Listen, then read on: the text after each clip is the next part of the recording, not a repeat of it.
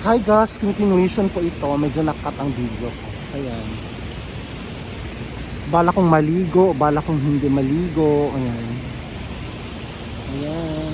Mga units yan doon. Ayan, lahat yan units. May 2 bedroom, may 1 bedroom po. Sa shore.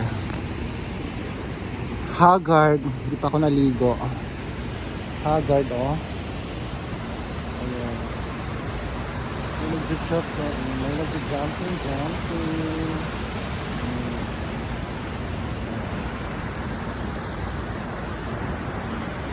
That's Shore Residences. Ganda guys. Invest na kayo dito guys sa Shore Residences. Yun yung mga parang condo living. Condo lifestyle living guys. City living. Dati bukid living lang ako. Ngayon city living na ako. Ayan. Babaeng taga bundok kasi ako. Dati puro bukid lang nakikita ko. Ngayon wala na. Ito na.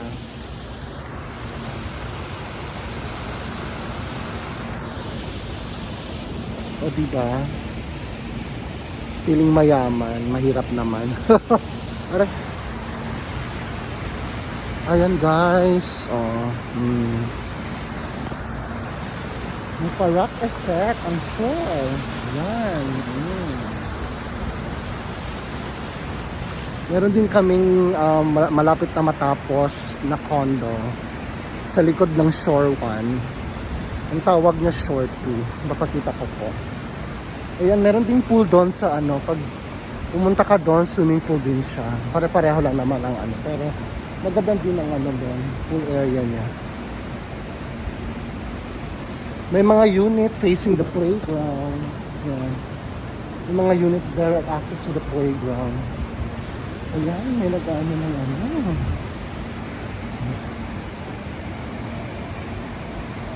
Ayan po.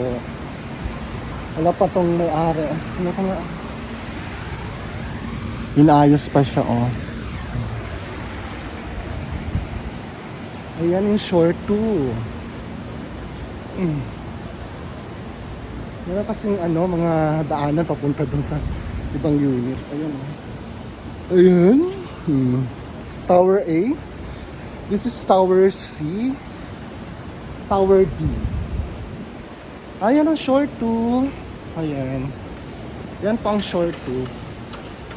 Ginagawa pa po siya. Yan. Shore 2 Residences. Shore 2 yan guys. Yan. Doon ang Shore 3. Sa gitna. Shore 3.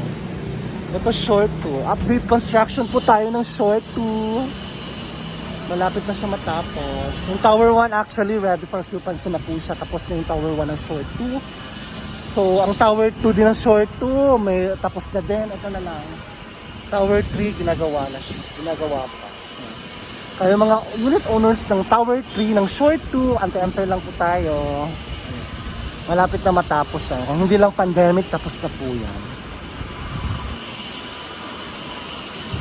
So ayan guys, pinakita ko lang sa inyo ng very light ang SMDC properties malapit sa Mall of Asia, Pasay City. Thank you guys, thank you for subscribing my no edit natural vlog. Ganda ko no, ganda ko. Bye.